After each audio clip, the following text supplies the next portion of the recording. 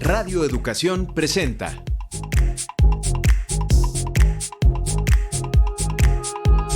Datos y hechos, información y análisis confiables. Hoy recibimos con mucho gusto al activista y escritor Juan Jacobo Hernández para hablar acerca del Atlas Histórico de los Movimientos de Liberación Homosexual y LGBTTIQ+, que actualmente el colectivo Sol está desarrollando. En el reportaje Eutanasia y Muerte Digna. La histórica y necesaria solidaridad de México con Cuba en el comentario semanal. En el análisis internacional, la guerra en Irán. ¿Qué quiere Israel? Esperamos que disfrute de la música seleccionada para este programa. Les saluda Alma Lilia Martínez y hoy estamos de fiesta. Hace 4 años iniciamos este espacio con el propósito de hacer un análisis semanal de los acontecimientos informativos más significativos en el ámbito nacional e internacional. A nombre de todo el equipo de producción, le agradecemos su escucha y esperamos seguir cumpliendo con este trabajo de la mejor manera posible. Ahora le invito a que nos acompañe los siguientes minutos con lo más relevante de la información generada a lo largo de esta semana. Usted puede ponerse en contacto con nosotros a través de una llamada telefónica al número 55 41 55 1060 o un mensaje por WhatsApp al 55 12 33 29 15. Si nos escucha en Facebook o YouTube de Radio Educación, puede escribir un mensaje. Nos interesa su opinión. Ahora demos paso a la entrevista.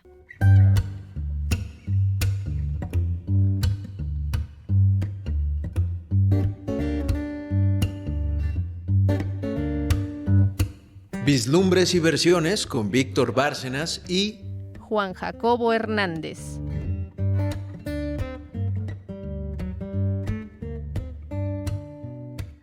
En la edición de este viernes en Datos y Hechos nos vestimos de gala para recibir a una figura cuya biografía en sí misma es la crónica de libertad en nuestro país. Nos acompaña Juan Jacobo Hernández, pionero indiscutible del activismo LGBT+ en México. Él es cofundador del histórico Frente Homosexual de Acción Revolucionaria y actualmente director del colectivo Sol, con más de 5 décadas de la primera línea de batalla. Su labor ha sido crucial para transformar el estigma en orgullo y las carencias en políticas públicas de salud y dignidad. Hoy Juan Jacobo Hernández nos presenta el Atlas Histórico de los Movimientos de Liberación Homosexual y LGBTTIQ+, un esfuerzo monumental para rescatar la memoria viva de la lucha que no puede ni debe quedar en el olvido. Juan Jacobo, ¿cómo estás? Pues muy bien, buenas tardes y muchas gracias por esta oportunidad que me da Radio Educación para compartir con el auditorio el proceso que estamos teniendo para publicar esperadamente entre septiembre y octubre este Atlas Histórico. Es una compilación de los procesos históricos de los movimientos de liberación homosexual y LGBTIQ+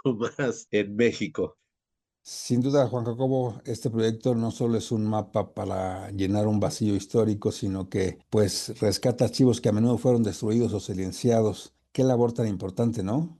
Yo creo que fíjate que la labor del Atlas, o sea, la labor que estamos emprendiendo desde Colectivo Sol y de YAG, el colectivo de jóvenes YAG México, es precisamente traer a la nueva memoria de la juventud, a la memoria de la gente, todo la riqueza que ha habido en México a partir de los cambios que los movimientos han generado en el país y en las mentalidades de sus habitantes, ¿no? Que son, bueno, cambios primero en lo social, ¿no? Cómo el impacto de estos movimientos generó y ahora ya es muy visible, a 50 años es totalmente visible, cómo las circunstancias cambiaron de una manera drástica en todo el país, hasta en las más pequeñas comunidades. De alguna manera hay manifestaciones de estos cambios sociales con respecto a la sexualidad diversa. El otro cambio que estamos documentando, estamos compartiendo, es los cambios políticos Es decir, ahora podemos discutir y hablar sin ningún problema de las diputaciones, las regidurías, las concejalías de personas LGBTQI más en los distintos ámbitos federal, estatal y municipal. Antes esto era impensable. Y hacemos un paralelo de lo que sucedía también en aquellos años, en los años 50, con respecto a la izquierda y al comunismo, que era impensable que hubiera un diputado, una diputada comunista. Yo me acuerdo con mucha emoción de Macrina Rabadán, la primera diputada comunista guerrerense, ¿no? Que además llegó de rebozo y aretes y trenzas, ¿no? Es que fue increíble. Entonces, pero fíjate cómo esos cambios políticos en el pasado, que eran un escándalo terrible y conmocionaban a la gente, ahora son tomados como una cosa normal. Y bueno, por otro lado están todos los cambios en el orden cultural, directos o indirectos, en los tres sentidos, ¿no? Los sociales, los políticos y los culturales, que han aportado estos movimientos de la diversidad sexual. Sí, cosas que la visibilidad, por ejemplo, de las poblaciones, de las distintas identidades y expresiones de género, pues son todo un producto, es un producto colectivo, ¿no? Con influencias de muchos lados, con aportaciones también de muchos lados. Y todo esto no ha sido contado, no ha sido contado, digamos, en un solo volumen. Justamente Ajá. te iba a preguntar eso, ¿por qué es vital concentrarlo en toda esta información en un solo espacio? Se resalta la historia de estos derechos que se ha escrito en hospitales, se ha escrito en marchas vigiladas, en racias y bajo un estigma de lo que fue la epidemia del VIH. ¿Por qué todo rescatarlo y concentrarlo en un solo espacio? Mira, esta idea empezó a gestarse, así como la tenemos ahora, ya desde hace varios años. Hay digamos, en el entorno de la diversidad sexual, hay momentos clave en el año en el que la atención nacional se centra, ya sea en el día contra la homofobia, la lesbofobia, etcétera. Es el 17 de mayo, contra la discriminación por motivos de la diversidad sexual. Luego vienen los preparativos de las marchas, que son alrededor de junio, en las más importantes, pero están a lo largo de todo el año en el país, no todas son en junio. Y finalmente están eventos concretos, emblemáticos, como el baile de los 41, el Día Mundial del SIDA, el Día del Amor, etcétera. Entonces, en todas esas fechas surge un interés así, surgen como hongos, interés de los medios de comunicación, de funcionarios municipales, estatales, por generar foros y abrir espacios para que se discutan. Las organizaciones organizan actividades de visibilidad, etcétera. Y hay una constante ahí, sobre todo de la parte de los comunicadores y de la parte, bueno, sobre todo de la parte de los comunicadores, pero en general va en tabla rasa. Se repiten las mismas preguntas, se hacen los mismos planteamientos, pespunteados así nada más. Entonces, hay un grupo de personas que tenemos ya algunos años aquí en esto, que nos saturan con petición de información y es la misma. Las mismas preguntas, los mismos temas, pero año con año. Entonces te preocupa que no haya una conciencia, una memoria continua.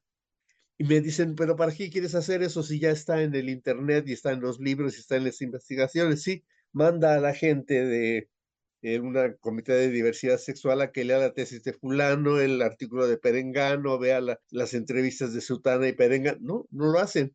Entonces, ni las organizaciones. Entonces, las propias organizaciones LGBT no tienen los elementos para responder a ese tipo de cuestionamientos, pero incluso a sí mismos desconocen su historia. Entonces dije, bueno, pues lo que necesitamos es una historia contada, una publicación accesible de divulgación que informe, pero que también forme, que eduque, que promueva, que movilice. Entonces partimos desde vacío, digamos, de una publicación integral, holística, digamos, que nos cuente, bueno, qué pasaba antes de que hubiera homosexuales sociales. Bueno, pues desde la prehistoria hay, y ahí está el ejemplo. ¿Cuándo empezamos a ser importantes? Bueno, pues cuando nos nombraron. Si a lo que no se nombra no existe, pero ya nos nombraron, ¿no? ¿Y cómo se vincula esto con las políticas? Bueno, surge la política sexual por las feministas, ¿no? Surgen las políticas de la corporalidad con los negros norteamericanos, el cuestionamiento del patriarcado con los hippies, la lucha corporal de las luchas revolucionarias en América Latina, o sea, los movimientos del cuerpo. Entonces hablamos de los movimientos del cuerpo y lo atraemos de una manera sencilla, ilustrada, pero bien fundamentada. Tenemos un consejo de asesores historiadores muy productivos en el área, que están dándole el sustento teórico a nuestra publicación. Entonces, de eso se trata, de tener esta publicación atractiva, ilustrada, para que la gente no se aburra, porque entendemos que, ¿saben qué? Vayan a leer este artículo tan extraordinario que hizo José Joaquín Blanco en los 80s. Ojos que da pánico soñar. Ay, son puras letras. Entonces te quedas así como que no Juan entiendes. Jacobo, sí, Juan Jacobo, te quería preguntar la importancia del testimonio vivo, es decir, están los archivos oficiales, lo que se puede encontrar en los documentos, pero también ustedes buscan el testimonio de quienes pusieron el cuerpo para hacer transformar esta sociedad de respeto hacia la diversidad. ¿Qué tanto también importa esa parte? Es fundamental. El testimonio personal es fundamental y por eso estamos haciendo digamos, el carácter del Atlas es un carácter de creación colectiva, de recuperación colectiva de la memoria. No es mi memoria nada más, es la memoria de la gente que está en los estados y de la que nunca se habla, ¿no? Cómo generaron movimientos, por ejemplo, en Aguascalientes, desde hace más de 30 años, Aguascalientes, que es una cuna del fundamentalismo católico y del panismo más acendrado, ¿no? Del conservadurismo. Entonces ahí están los testimonios. Están los testimonios de Guadalajara, de Tijuana, de Puebla, de todos y de las poblaciones. ¿Cómo es que las mujeres trans TTT transitaron de ser el espectáculo, la burla, la humillación, las vestidas, a ser ahora personajes políticos, ¿no? De la política sexual. Y eso es a partir de los testimonios de cada una, ¿no? Sí, las lesbianas tan ocultadas, tan arrellanadas por allá, no las toma mucho en cuenta ni incluso las otras letras del acrónimo. Entonces, sí, el testimonio es fundamental. Y la documentación, efectivamente, la recuperación de archivos, la recuperación de materiales históricos, de materiales que mucha gente no conoce, pero que va a conocer y que van a estar ahí. Y además el Atlas lo puedes abrir en donde quieras. No lo tienes que leer de principio a fin. Puedes abrirlo donde sea. El capítulo que quieras leer lo lees, ¿no? Lo ojeas y te va a llamar algo la atención y te vas a ir hacia allá. O sea, queremos que esa manera de lectura se semeje a toda esta manera de que tienen ahora los jóvenes de ver las cosas. No las ven de manera lineal, sino así de manera dendrítica. Entonces, creo que esto les va a ayudar, nos va a ayudar mucho a todos, todos a Claro. todos. Justamente te quería preguntar para las nuevas generaciones de jóvenes que habitan ya espacios de libertad gracias a esta lucha de generaciones previas, ¿qué tanto le va a aportar a consultar ese atlas de la diversidad y la homosexualidad? Bueno, lo primero que les va a aportar es un sentimiento de pertenencia. O sea, se van a ver reflejados, queremos que se vean reflejados, reflejadas, ¿no? Las personas en esto, ¿no? Que aprendan, que no piensen que las libertades y los derechos empezaron en los bares, ¿no? Porque son los más visibles, ¿no? O, y que se rompa mucho el aislamiento, el individualismo, o sea, que se vean parte de comunidades o de procesos, ¿no? De construcción de libertad, ¿no? En las que ellos también participan, siendo ellos mismos, ellas mismas, ¿no? Y el ejemplo para mí me hace más evidente es cuando vas por la calle, aquí en mismo Xochimilco, y ves a una parejita del mismo sexo tomados de la mano, como si nada, en Xochimilco. Dices tú, bueno, qué mejor que allegarle a estas personas y a sus familiares, amistades, algo que consolide su ser, su dignidad, su ciudadanía, ¿no? Juan Jacobo, muchas gracias por darnos estos detalles del Atlas. ¿Dónde se puede consultar para que quienes ya estén con la idea de acercarse a esta información? Mira, todavía no estamos en construcción, estamos recopilando información, maqueteando, etcétera, y va a haber una convocatoria abierta para que las personas, los grupos, las organizaciones, los liderazgos aporten información a nivel nacional y que sea un reflejo de lo que está sucediendo en México. Entonces, es un proyecto muy ambicioso, pero muy viable. ¿Estará listo este año entonces? Este año va a estar listo, sí. Pues estaremos a la expectativa de su presentación pública y quienes quieran participar dando documentos, testimonios, ¿tienen alguna manera de acercarse a ustedes? Bueno, por mi Facebook normalmente, y vamos a tener un sitio que viene en la convocatoria, en donde pueden acudir por información. Perfecto, pues muchísimas gracias, Juan Jacobo Hernández. Un Al abrazo. contrario, muchas gracias, Víctor, gracias a Alma Lilia y gracias a nuestra queridísima Laura Elena.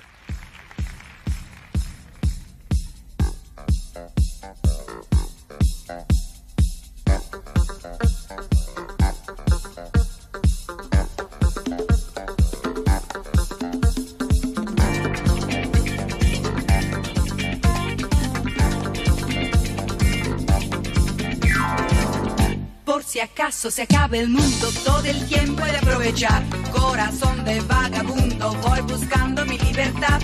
He viajado por la tierra y me he dado cuenta de que donde no hay odio ni guerra, el amor se convierte en rey. Tuve muchas experiencias y he llegado a la conclusión que perdida la inocencia, en el sur se pasa mejor. Para hacer bien el amor hay que venir al sur.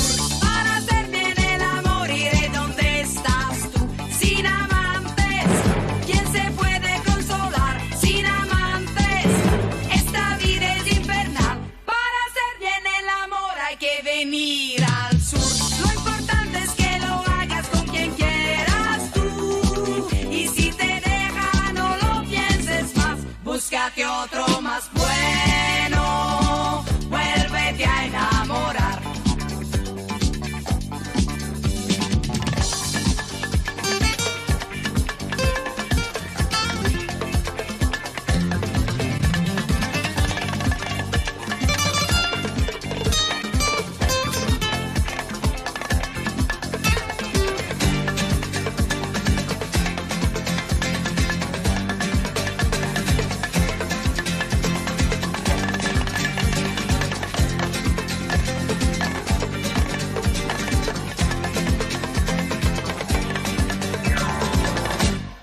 Dicen que el amor es amigo de la locura, pero a mí que ya estoy loca es lo único que me cura. Cuántas veces la inconsciencia rompe con la vulgaridad. Venceremos resistencias para amarnos cada vez más. Tuve muchas experiencias y he llegado a la conclusión que perdida la inocencia, en el sur se pasa mejor. Para hacer bien el amor hay que venir al sur.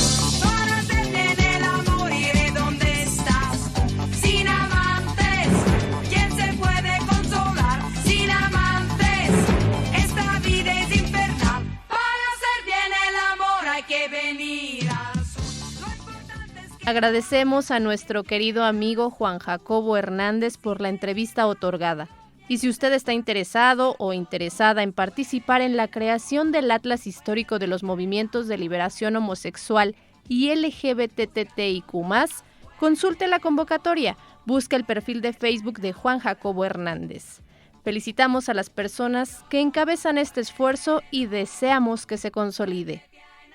En la música escuchamos a Rafaela Carrà interpretar la canción Hay que venir al sur de Gianni Boncompagni, Daniel Piz y la música de Paolo Ormi. Hay que venir al sur es una canción simbólica que se convirtió en un himno de libertad sexual y vitalidad, celebrando el amor sin prejuicios y la pasión como fuerza transformadora. Su frase icónica, para hacer el bien, el amor, hay que venir al sur, es una metáfora de un espacio utópico donde el amor se vive con intensidad y sin censura. El sur no se refiere solo a una geografía, sino a un lugar simbólico donde reina el amor y no existen odio ni guerra. La diversidad en plenitud rompe tabúes en una época en la que hablar de sexualidad era aún escandaloso en 1978. La canción desafió normas patriarcales y se convirtió en bandera de la comunidad LGBTTIQ+, adoptada como himno festivo en marchas y celebraciones por su mensaje de vivir el amor sin miedo. Raffaella Carrà fue una cantante, actriz, bailarina y presentadora de televisión italiana, considerada un ícono de la música popular y de la liberación sexual en Europa y América Latina. Nació en Bolonia en 1943 y falleció en Roma en 2021. Su estilo desenfadado y sus canciones como Fiesta, Rumore y Hay que venir al sur la convirtieron en referente feminista y queer.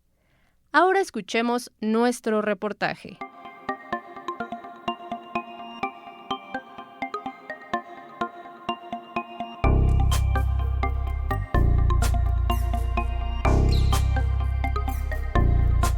Conexión informativa con Elizabeth Montes.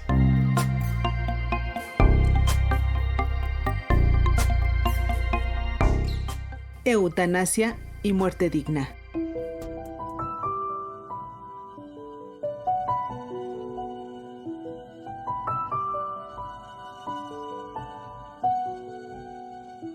La iniciativa de ley Trasciende, impulsada por Samara Martínez, periodista y paciente con enfermedades crónico-degenerativas, que la han llevado a episodios límite como diálisis, trasplantes y duelos profundos, busca despenalizar y legalizar la eutanasia en México, para que las personas con enfermedades crónico-degenerativas o condiciones discapacitantes y amenazantes para su vida puedan decidir hasta el último respiro.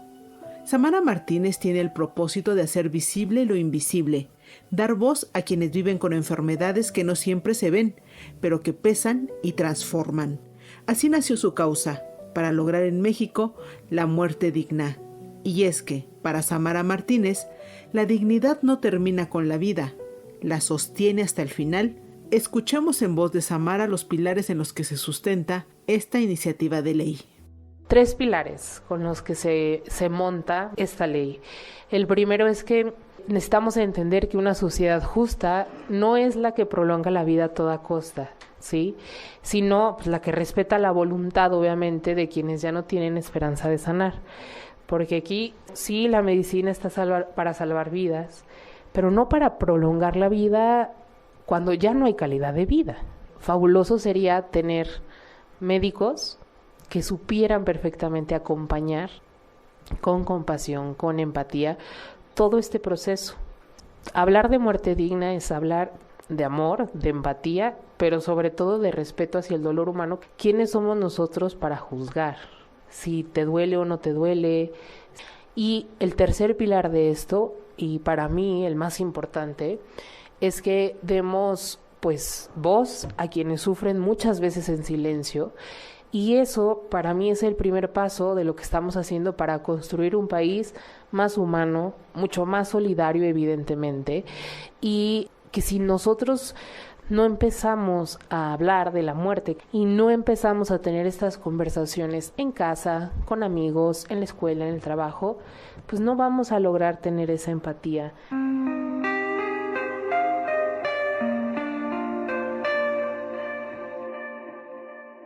En 2024, el INEGI registró casi 820,000 defunciones en México, con enfermedades crónico-degenerativas como principales causas de mortalidad, muchas de ellas asociadas a etapas terminales. Las enfermedades cardíacas, diabetes mellitus, tumores malignos o cáncer, así como enfermedades del hígado. En este contexto, el proyecto de iniciativa Ley Trasciende enfrenta resistencias políticas y críticas de sectores religiosos y la inacción parlamentaria, impidiendo su avance a pesar del debate y respaldo social en torno a ella. En ese sentido, las organizaciones y especialistas que la impulsan reiteran que para lograr una muerte digna hay que establecer los medios para llegar a ella, como la muerte médicamente asistida, que es la mejor muerte posible, ya que evita el mayor sufrimiento para personas con enfermedades terminales o crónico-degenerativas. Paola Zavala de Ocupa, Organización Comunitaria por la Paz, abogada de Samara Martínez y coautora de la Ley Trasciende, comenta los dos supuestos fundamentales de esta iniciativa. Los supuestos que establece la iniciativa de ley es personas, todas mayores de edad, que estén diagnosticadas con una enfermedad terminal o personas que padezcan una enfermedad crónica degenerativa discapacitante y que eventualmente pues también acaba con la vida, ¿no? Entonces son los dos supuestos que estamos manejando, que sean personas mayores de edad que refrenden su voluntad 2 veces ante el notario público, que tengan 2 diagnósticos que establezcan esta condición o de tener una enfermedad terminal o una enfermedad crónica degenerativa y discapacitante. Entonces, en este momento, pues si nosotros nos apegamos a los principios constitucionales de autodeterminación, de libertad de pensamiento, de libertad de religión, no, y sobre todo el de autodeterminación, ¿no? O sea, no está la tentativa de suicidio, ¿no?, puesta en el Código Penal. Si nosotros no somos dueños de nuestro propio cuerpo, entonces si me hago un tatuaje me estoy lesionando, tendría que ir a la cárcel por lesiones, ¿no? Entonces, en esa misma lógica, si alguien se intenta suicidar y no lo logra, pues tendría que ir a la cárcel porque atentó contra su propia vida, y esa no es la lógica jurídica y nunca la ha sido, ¿no? Entonces, si al final de tu vida, cuando tienes ciertos parámetros, por eso también estoy de acuerdo en que se amplíe más, pero sé que hay que empezar por algún lugar políticamente, somos o no somos dueños de nuestra propia vida, somos o no somos dueños de nuestra religión o nuestra forma de pensar, ¿hay libertad de pensamiento o no?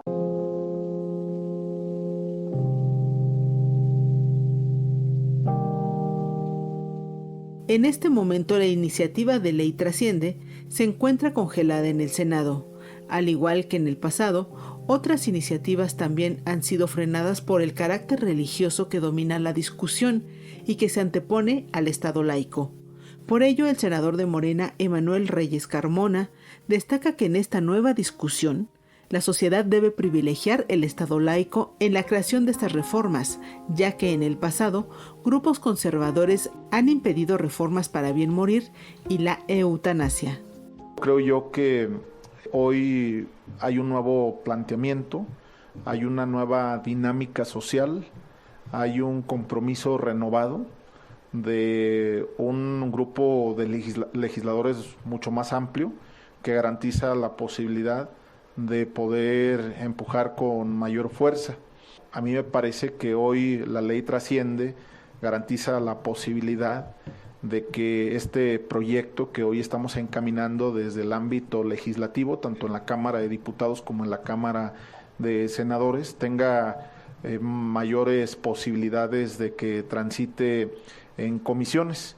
Y esta es parte de la conversación que nosotros ya sostenemos con la Secretaría de Salud, y también en próximos días será también parte de la conversación que sostendremos con la Secretaría de Gobernación, porque si bien es cierto, la Ley General de Salud busca la despenalización del acto médico y por supuesto reformar el Código Penal y hasta la Constitución Política de los Estados Unidos Mexicanos, debo decir que para que esto ocurra se requiere la coordinación y la alianza de instituciones. Gracias por tu escucha.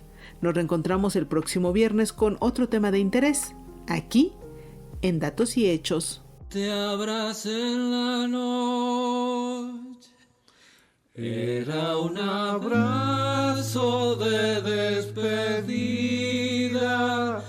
te ibas de mi vida, te atrapó la noche. La oscuridad traga y no convida, quede a la deriva. Tal vez fue un derroche, los sentimientos más bendecidos flotan como idos. Te ves en la noche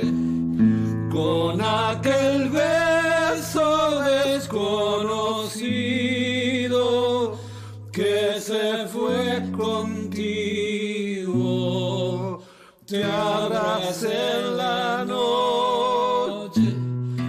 Era un abrazo de despedida, te ibas de mi vida, te atrapó la noche, la oscuridad traga y no convida, quede a la deriva.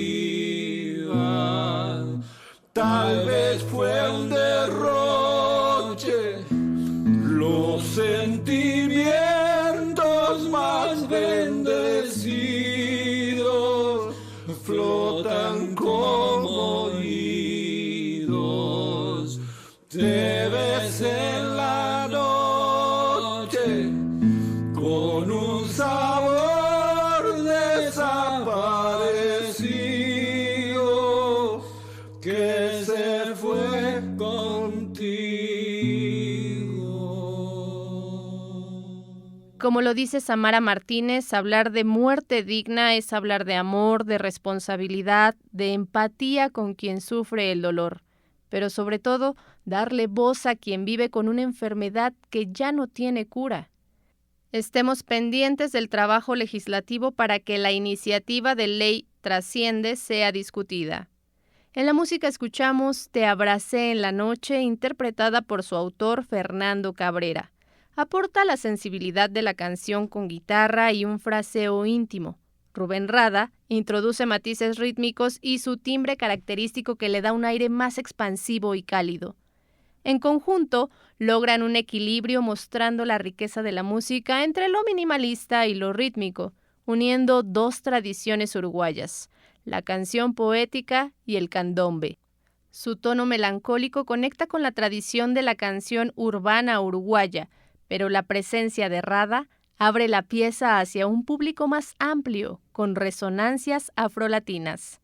Si bien esta canción no habla explícitamente de la muerte, su poética de la despedida la convierte en un reflexionar sobre la eutanasia como un acto de acompañar a alguien en su decisión de partir sin sufrimiento, con respeto, dignidad y amor. Usted escucha en Radio Educación el programa Datos y Hechos, Información y Análisis Confiables. Puede comunicarse con el equipo de producción a través de una llamada al número 55 41 55 1060 o de un mensaje de WhatsApp al 55 12 33 29 15. O si nos escucha en Facebook o YouTube de Radio Educación, puede escribir un mensaje. Nos interesa su opinión. Está lista nuestra siguiente sección. Libre Expresión con Víctor Bárcenas.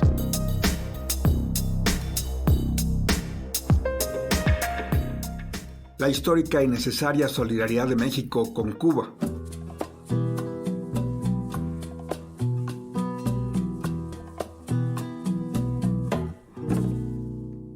México y Cuba no solo comparten vecindad en la zona del Caribe, comparten una historia de resistencia y dignidad.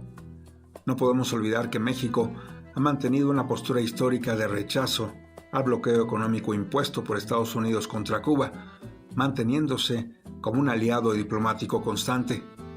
Aunque el embargo estadounidense contra Cuba comenzó desde la década de los años 60, México ha sido de los pocos países que ha expresado desde 1992 condenas en el marco de Naciones Unidas contra el bloqueo y ha exigido el levantamiento de esta medida de fuerza contra la isla caribeña. En sus argumentaciones, las razones humanitarias han sido esgrimidas calificando el bloqueo estadounidense como violatorio del derecho internacional y un claro obstáculo para el desarrollo de la población cubana.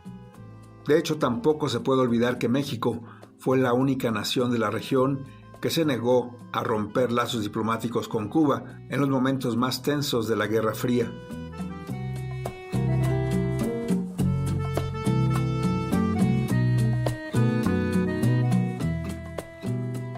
La cercanía histórica del pueblo mexicano con el pueblo cubano estos días se ha puesto a prueba nuevamente. No es solo diplomacia, es la convicción de que la soberanía de los pueblos es sagrada y que en tiempos de crisis la familia no se abandona. Es indudable que la actual situación es crítica, Cuba enfrenta una emergencia eléctrica sin precedentes debido a la falta de combustible luego de que Venezuela dejó de suministrar petróleo tras el secuestro por parte de Donald Trump del presidente venezolano Nicolás Maduro.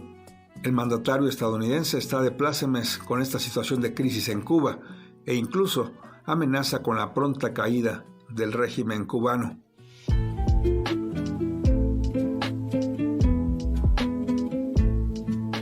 Esta situación de crisis energética que enfrenta Cuba afecta sobre todo a la población, familias a oscuras, hospitales operando al límite y una economía paralizada.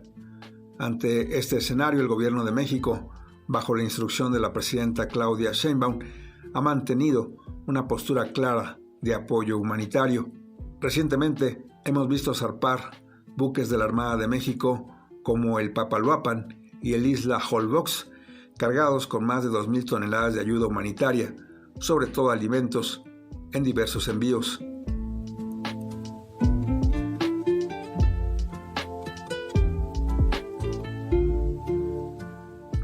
Aunque la exportación de petróleo mexicano ha enfrentado desafíos por el entorno internacional y presiones de imposición de aranceles por parte de Trump, México ha buscado canales para seguir suministrando energéticos bajo contratos comerciales y por razones humanitarias.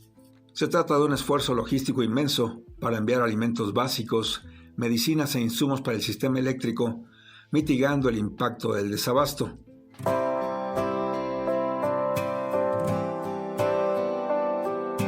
Pero la solidaridad de México hacia el pueblo de Cuba no es solo una acción de gobierno, es una movilización en la que participa también la sociedad civil, que recolecta ayuda en el Zócalo capitalino y que se envía a la isla caribeña.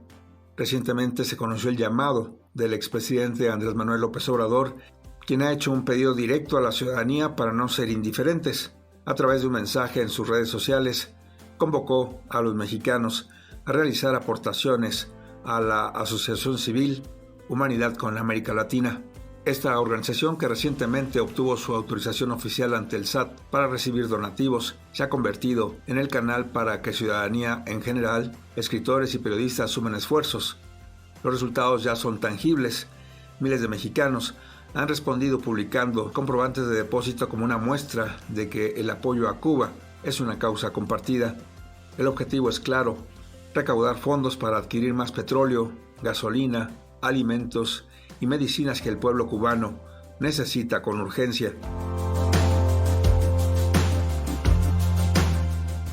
Podrán existir debates políticos y considerar que el gobierno cubano, con el pretexto del bloqueo, ha agudizado contradicciones políticas internas, pero hay una realidad humana innegable. Ningún pueblo merece sufrir privaciones básicas por bloqueos o crisis energéticas externas.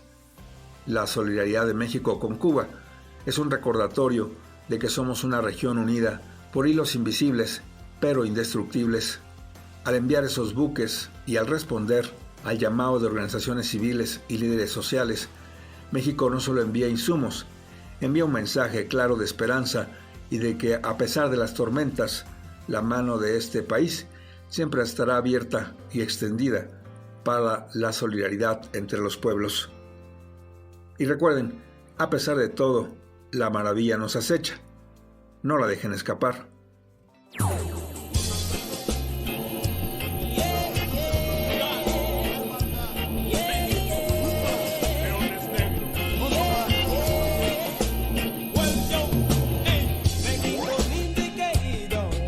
Quisiera yo contigo compartir mi amor.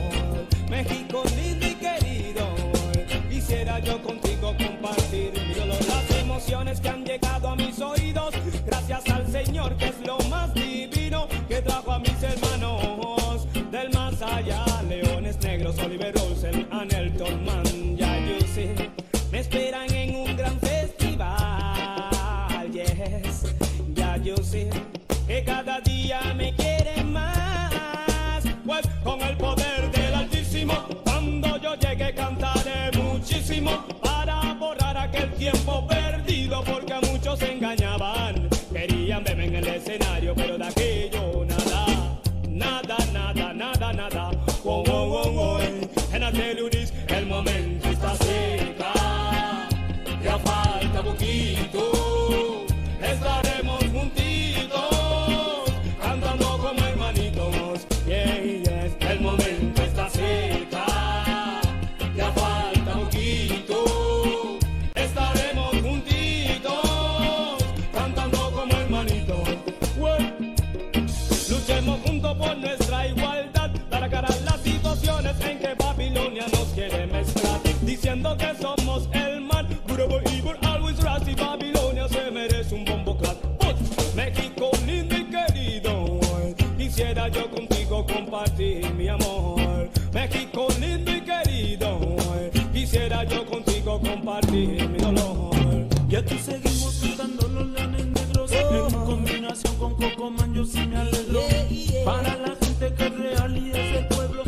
quiero expresar amor a mis hermanos cubanos, mexicanos, latinoamericanos, unidos una fuerza, un amor, un propósito, un destino, el pensamiento de José Martí.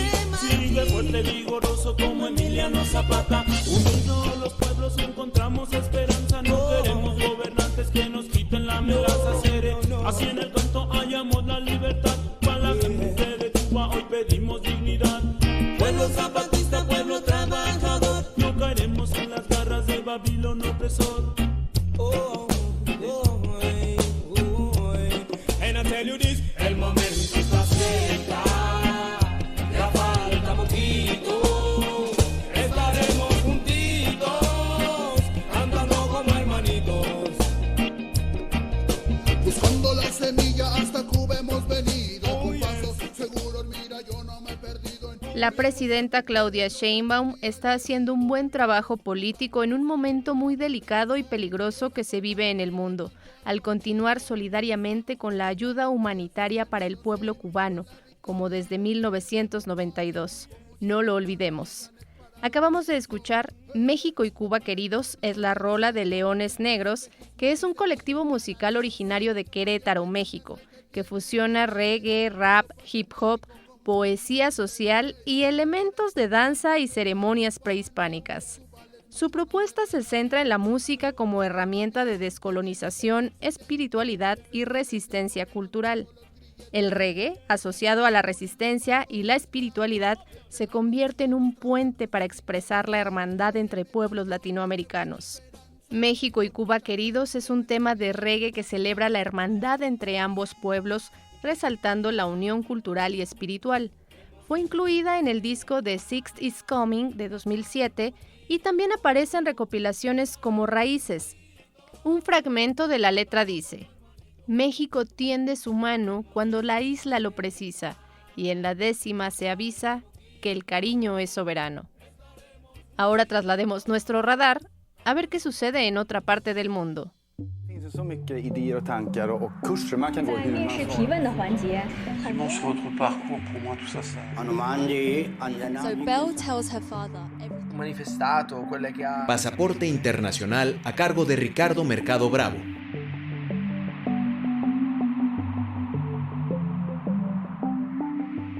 Guerra en Irán. ¿Qué quiere Israel?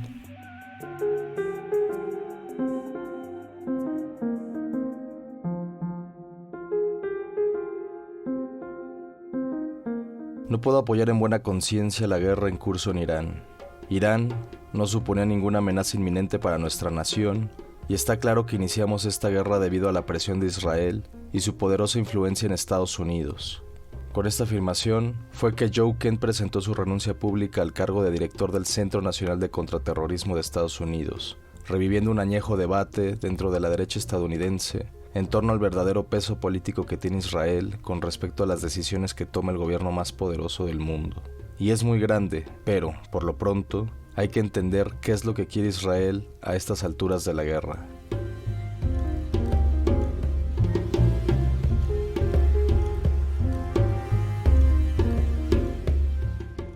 Para el estado más problemático de la zona con más conflictos bélicos del mundo, la guerra con Irán se ve, simplemente, como una que amenaza su existencia. Irán, a pesar de no tener el respaldo económico de una potencia hegemónica como Estados Unidos, es un país de 93 millones de almas que entra entre las 25 economías más poderosas del mundo y que, desde que es gobernado por una teocracia fascista y antisemita, es dueño de uno de los arsenales más poderosos del mundo. Y la guerra para el Estado liderado por Benjamin Netanyahu no comenzó el pasado febrero, sino el 7 de octubre de 2023, cuando Hamas y la Yihad Islámica, grupos terroristas palestinos financiados por Irán, traspasaron el muro fronterizo de Gaza y asesinaron a cerca de 1.200 personas y secuestraron a alrededor de 250. A partir de ahí, Israel ha emprendido una campaña que el país entiende como existencial y que ha resultado un desastre humanitario terrible que ha llegado a su máxima expresión en lo que ha pasado y está pasando en Gaza. Los palestinos están pagando los miedos israelitas a Irán y su red de milicias terroristas de un modo dramático que se ha convertido en el mayor símbolo de lo torcido que está el mundo en la actualidad. Un genocidio que no ha tenido freno y que solo ha alimentado las ganas de impunidad del régimen de Netanyahu, quien, ahora, está cumpliendo su sueño bélico, cultivado por décadas, de tener una guerra en conjunto con Estados Unidos en contra de Irán. Pero hay un problema en el paraíso sionista, y es que los dos países no parecen querer lo mismo.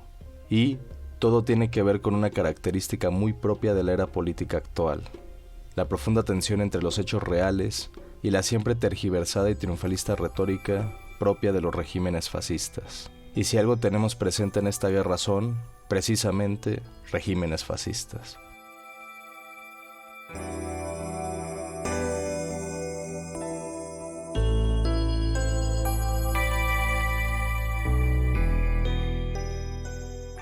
Los objetivos israelitas en esta guerra son profundamente maximalistas por el ingrediente de ver en Irán a un régimen que no descansará hasta ver a Israel destruido.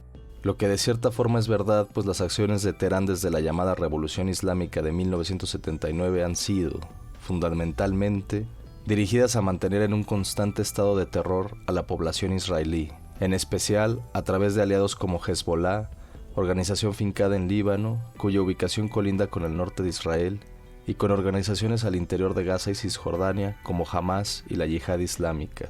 A esto se agrega el miedo perenne a que Irán desarrolle un arma nuclear, lo cual parece una quimera, pero ha sido muy útil a nivel de relato para el régimen israelí, pues la ciudadanía apoya en un 92% la guerra en contra de Irán, según lo señala el Israel Democratic Institute. Por ello, ahora que Irán está debilitado, el régimen de Netanyahu cree que al derrocar a los ayatolás, la gran mayoría de los problemas existenciales de su nación estarían resueltos, lo cual, como han planteado muchos expertos a lo largo del tiempo, sería una ilusión, en especial por el maltrato infligido a los palestinos por décadas y por cómo este se ha hecho visible no solo para los estados nacionales que circundan a Israel, sino para todo el mundo. Ahora más que nunca, la legitimidad del Estado israelí emana más de las armas que de cualquier virtud ética o moral que pueda existir desde Jerusalén. Como lo han señalado diversos personajes desde la instalación del Estado sionista en 1948, la paz solo podría venir a través de la creación de un verdadero Estado palestino.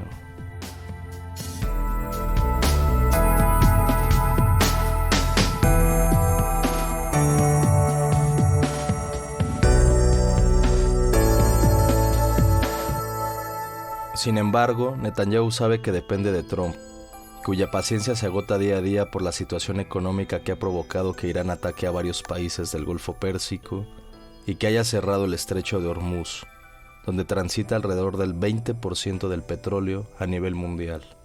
A pesar de que el presidente estadounidense, al cual lo distingue una tremenda ignorancia, ha subcontratado su política exterior en Oriente Medio a Israel, los efectos que está teniendo la guerra en los bolsillos de los estadounidenses lo están empezando a exasperar, porque cada vez se debilita más su figura ante las cada vez más cercanas elecciones legislativas de noviembre. Por ello, la ventana de oportunidad para herir de muerte al régimen teocrático iraní se va cerrando sin que el objetivo primordial de Jerusalén logre materializarse. Pero será inocente creer que Netanyahu y su gobierno creían en verdad que en un espacio de escasas semanas podrían tirar a un régimen cuya función primordial ha sido la de sostener el poder, en especial bajo la poderosa estructura de las llamadas guardias revolucionarias, las cuales cuentan con 150,000 miembros y controlan alrededor de la mitad de la economía del país y que, además, están profundamente adoctrinadas para luchar hasta el final. Los israelíes entienden bien que no hay forma de tirar al régimen si no es a través de una invasión terrestre, lo cual se antoja imposible pues ni Washington ni Jerusalén están dispuestos a ello por los tremendos costos humanos y económicos que esto significaría.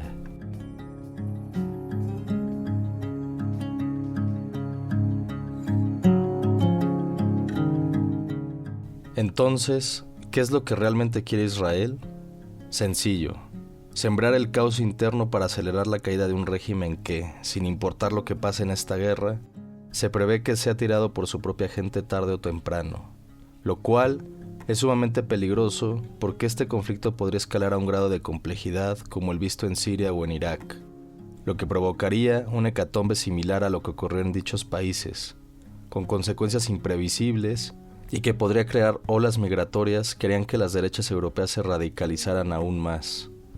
El régimen israelí está desatado y a pesar del clamor popular en contra de esta guerra, no hay poder humano que se atreva a detenerla.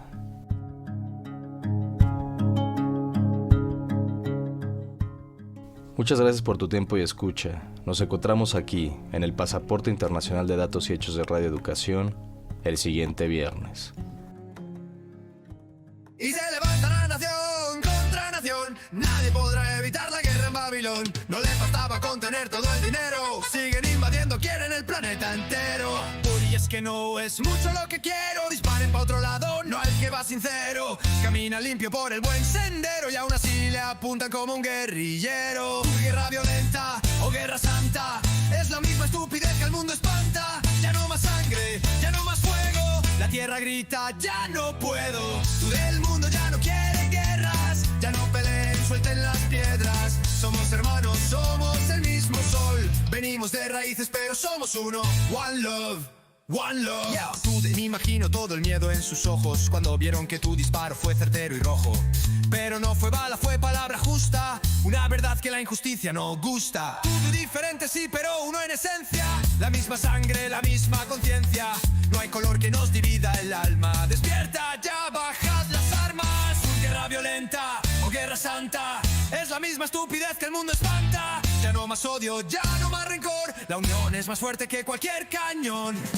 El mundo ya no quiere guerras. Ya no peleen, suelten las piedras. Somos hermanos, somos el mismo sol. Venimos de raíces pero somos uno. One love.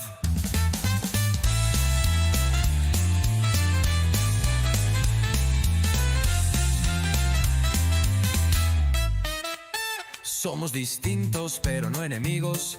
Venimos del mismo polvo antiguo. La guerra es negocio del poderoso, mientras el pueblo sangra silencioso.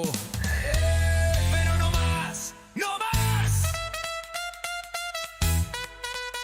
Todos somos hermanos. No más guerra, solo manos. Todos somos uno mismo. Despierta ya del egoísmo.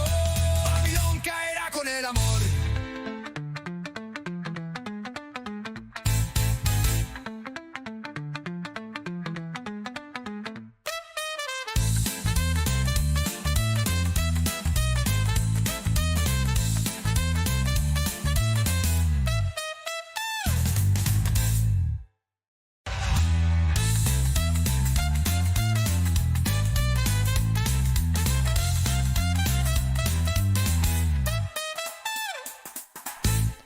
Sembrar el caos interno es lo que pretende Israel.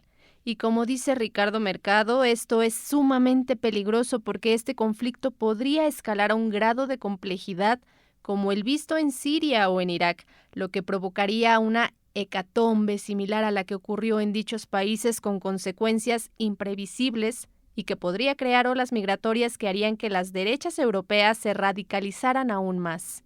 Algo que no queremos ver. Así que, como dice Puchoco, que paren las guerras. Puchoco es un músico independiente mexicano que trabaja con lo que él llama música medicina, fusionando reggae, rap y sonoridades ancestrales para transmitir mensajes de espiritualidad, conciencia social y resistencia cultural. Sus canciones buscan elevar la energía, conectar con raíces indígenas y promover la paz. Paren las guerras es un llamado directo y espiritual a detener los conflictos bélicos en el mundo.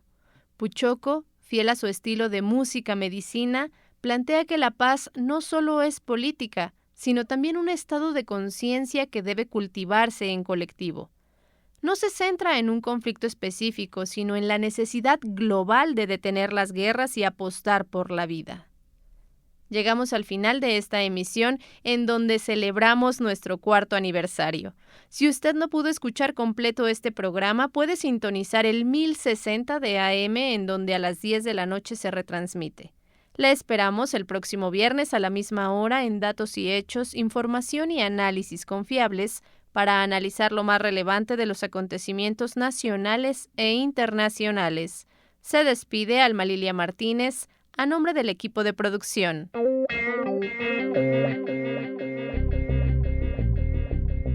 Esto fue Datos y Hechos, información y análisis confiables.